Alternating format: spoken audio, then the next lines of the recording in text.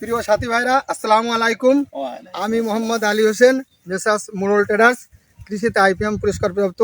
আমি কৃষকের ভালোবাসায় আজকে একটা ধান ক্ষেত দেখতে আসলাম। এই ধান ক্ষেতটা সমস্যাযুক্ত ছিল, তা আমি সরাসরি এখানে খেতে আসলাম যে কৃষকের অনুভূতি এবং কিভাবে কি কাজ হয়েছে না হয়েছে এটা সংক্ষেপে বিস্তারিত বিবরণ আপনাদের কাছে তুলে ধরার চেষ্টা করবেন ইনশাল্লাহ। কেমন আছেন ভাই আপনি? আলহামদুলিল্লাহ। আপনার কি নাম? মোহাম্মদ বাবুল। মোহাম্মদ বাবুল হোসেন।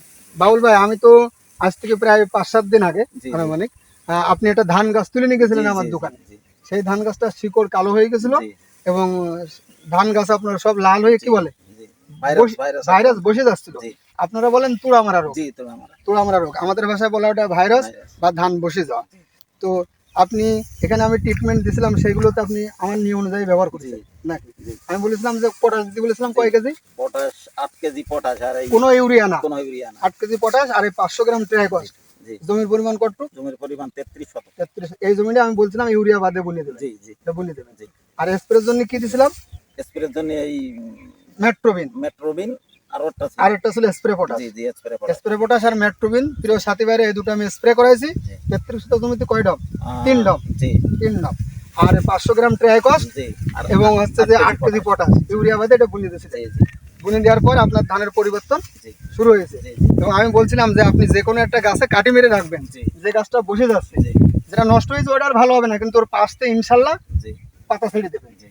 মোবাইলটা কোনো সম্মানিত সাথী ভাইরা, আপনার দেখেন এই যে কাঠি পুঁতে রাখছিল, এই দেখেন এখানে এই নষ্ট গাছ এখনো আছে। এই নষ্ট গাছ দিয়ে দেখেন দেখেন শিকড় নষ্ট হয়ে যাচ্ছিল এবং শিকড় যা ছিল সেটা কালো। এরকম ভাবে ধান বসে দিন দিন নষ্ট হয়ে যাচ্ছিল।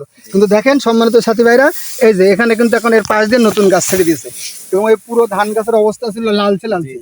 কিন্তু এটা সম্পূর্ণ এই মাঠের ভিতরে এটা এখন একটা আকর্ষণীয় খেত এই ট্রাইকস দেওয়ার কারণে।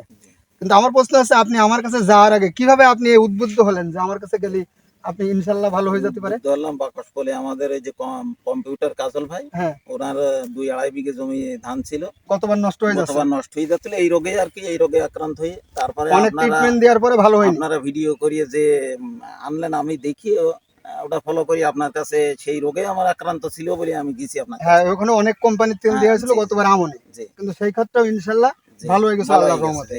আমি কৃষক ভাইদের বলতে চাই যে আমার কাছে 5-6 দিন আগে এটা বাউল ভাই ছবি সহ একটা দেওয়া আছে, সেটা আমি আপনাদের এখন দেখানোর চেষ্টা করব পাশাপাশি ছবি দিয়ে।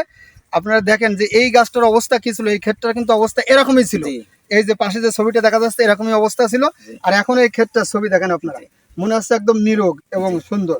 তা আমি আপনাদের জ্ঞাতার্থে সম্মানিত চাষি ভাইদের জানাতে চাই যে আপনারা যখন ধান লাগাবেন, ধানের অন্তত চাষের তো শুরু করে আপনার 40 দিন বয়স পর্যন্ত যে কোনো সময় যদি বিঘাপতি আপনারা যে ট্রাইকস নামে আমাদের যে জৈব বালাইনাশক আছে হেকেম বাংলাদেশ লিমিটেডের, এটা যদি আপনারা বিঘায় 500 থেকে 1 কেজি যে কোনো সারের সাথে মিশাই দেন 20 তেল বাদে, তাহলে আপনার জমির স্প্রে খরচ, জমির রোগ বেলায় সার্বিক দিক থেকে খরচ কমে যাবে, মাটি উর্বর হবে।